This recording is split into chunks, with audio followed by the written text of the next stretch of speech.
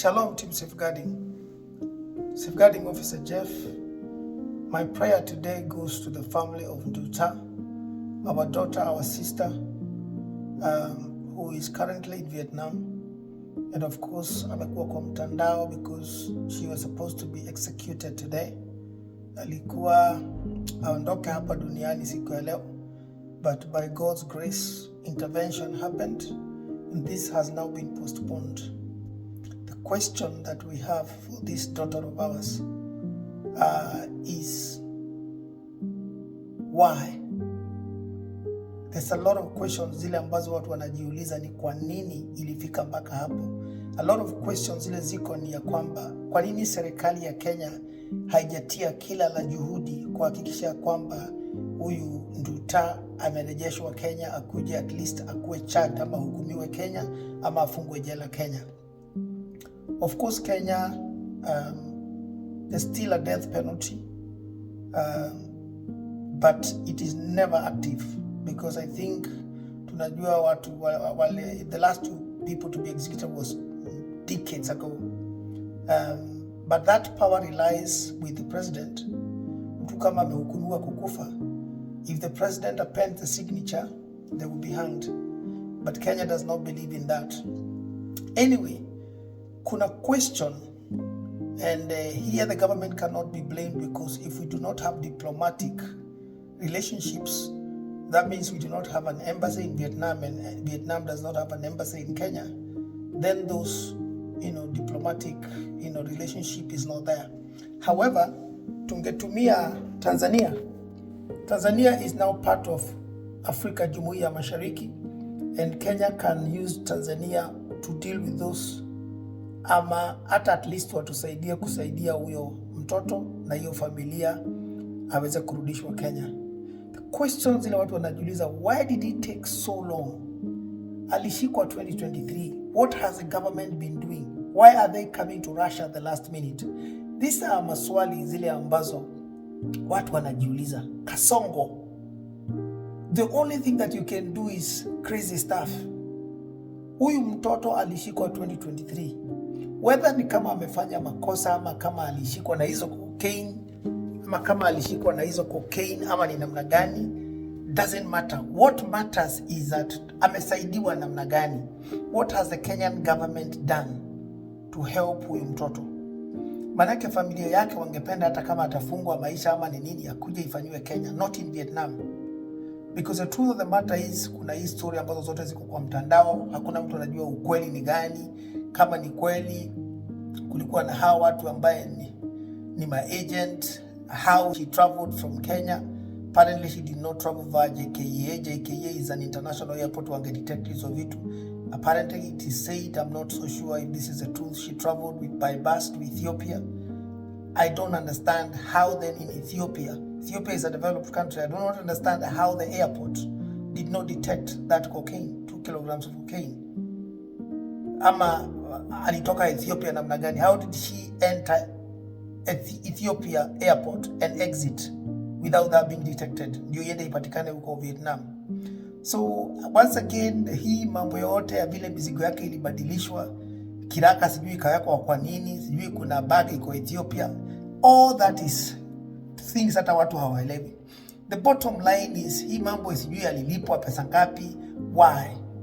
Today, ningependa kama Team Safeguarding uelewe na uambie familia yako.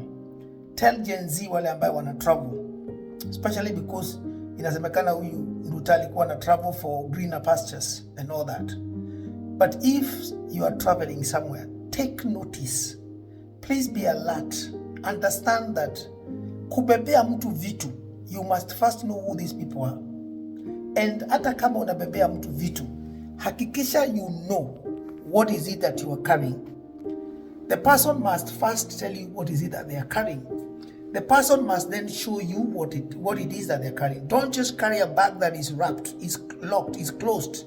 Na hujui ni nini kwa hapo ndani. If you have to carry something for somebody, your friend, your colleague, other your family,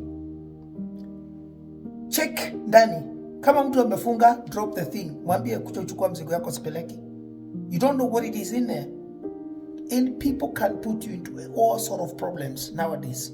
It doesn't matter whether in your family, squeezing back at your own brothers or sisters, they can put you into problems.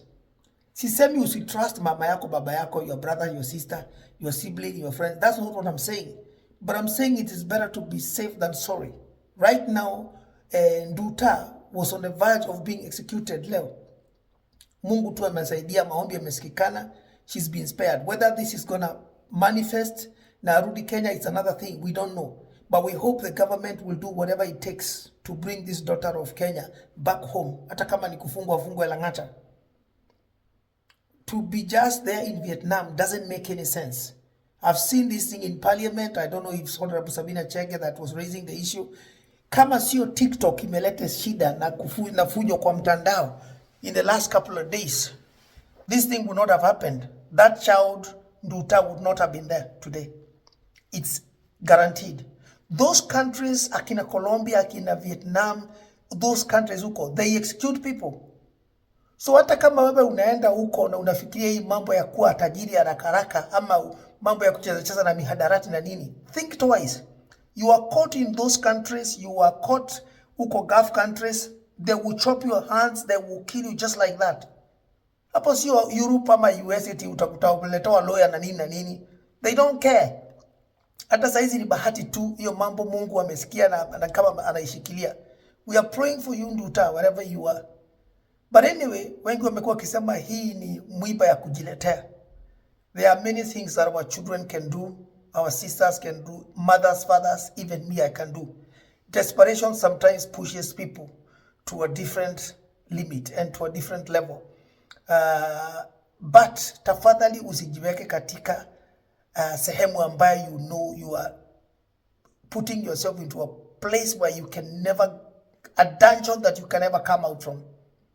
I know sometimes issues of life can push us to a limit, but think about everything else before you start doing crazy stuff.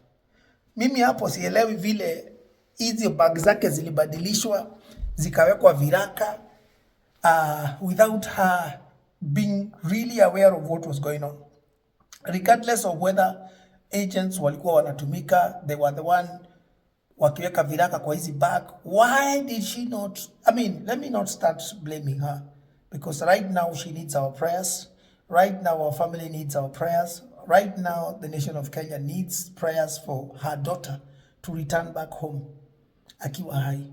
Otherwise, we pray that all shall be well and the people who are helping to bring out this bilateral or diplomatic talks can be effective. Watumiwe na Mungu awasaidie waweze convince the government of Vietnam and that can come to manifest.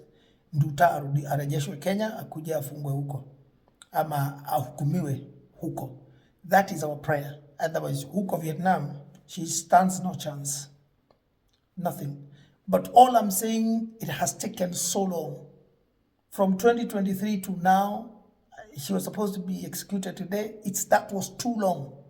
The government should have acted mapema.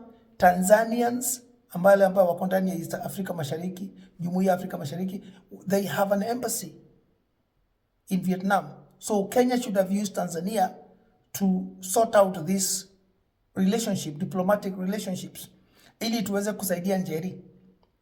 Otherwise, that's a call for Kenya to know if maybe they need to have that conversation going for us to have an embassy in Vietnam. Literally, if you're talking about places like this, it's important for us to have ISO relationships. How much money has been stolen that probably could have helped to install an office in Vietnam for diplomatic relationship and ties to be alive? Come on now. We are in 21st century. Kasongo, you can do better. All right? Hii mambo ya shisha, nini is rubbish. Operate better system that can link Kenya to the rest of the world, so that when issues like this come, zinakuwa ni rahisi kudeal nazo. Otherwise, tafadhali, the other thing that mimi ningesema, let us be responsible individuals. It's not only about blaming the nation of Kenya that they've acted too late. It was almost 11th hour. But let us be responsible individual. Kama unajua una fly, Don't just carry bags that you don't know zimetoka wapi. Do not carry things that you know are not allowed on any airport. Do not put yourself into any danger. If you're given anything to carry by somebody, check them thoroughly. If you have to say no, say no. Afadhali mtu akuchukie kuliko uende ufungwe, because I tell you what, soon as you are caught like Nduta was caught, they will put you under the bus. It has happened to Nduta. So believe you me when I say to you, ukishikwa utakuwa peke yako. But had Nduta managed aende na hiyo bagi yake na ipite kwa Vietnam, uko hapo na kila kitu, the people that kama hao ni ukweli hivyo wanasema wale watu walikuwa wamempatia hizo vitu, wangekuwa wamemuongojea hapo kwa airport so that they can take their 2 kilograms of cocaine and make millions. Lakini kwa vile alishikwa, they disappeared in thin air. Sasa she is now languishing in jail. She was almost kaput while they are celebrating and enjoying somewhere out there. So tafadhali team safeguarding, speak to your youth, speak to your Gen Zs. Wewe kama ni mzazi, wewe kama ni baba, mama, speak to your people. When they are traveling, talk to them. Let them know that the consequences of some of the things that they may overlook are dire. Sio mchezo. They are serious. So tafadhalini, let us be safe, please. It is better to be safe than sorry. Ni hayo tu watu wangu. I pray you continue praying for Nduta and her family, and I pray that the Kenyan government, diplomatic relationships that are ongoing may continue so that we can secure this daughter of Kenya back home safely. Ni hayo tu watu wangu. Please be safe out there. Airports are not places to think you can just... Sio wewe kwanza kujaribu kusema utapitisha cocaine ama bangi.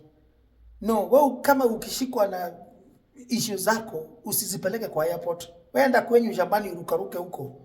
But this idea of thinking that you can do crazy things on the airport, the governments have invested billions on these machines that they would detect. This is why I question and I worry, and I would need somebody to explain to me how that happened in Ethiopia. That she went into the Ethiopia airport and exited with 2 kilograms of cocaine. Kuna mtu ako na hiyo swali? Manake mimi nimeshindwa kuelewa. I can understand JKA maybe waliogopa, that's why she had to board a bus, if that is the truth. But she thought she would get that away with that in Vietnam? No. Anyway, watu wangu ni hayo tu. God bless you so much. Please be careful out there. I will see you on my next one. Msisahau kusubscribe. Shalom.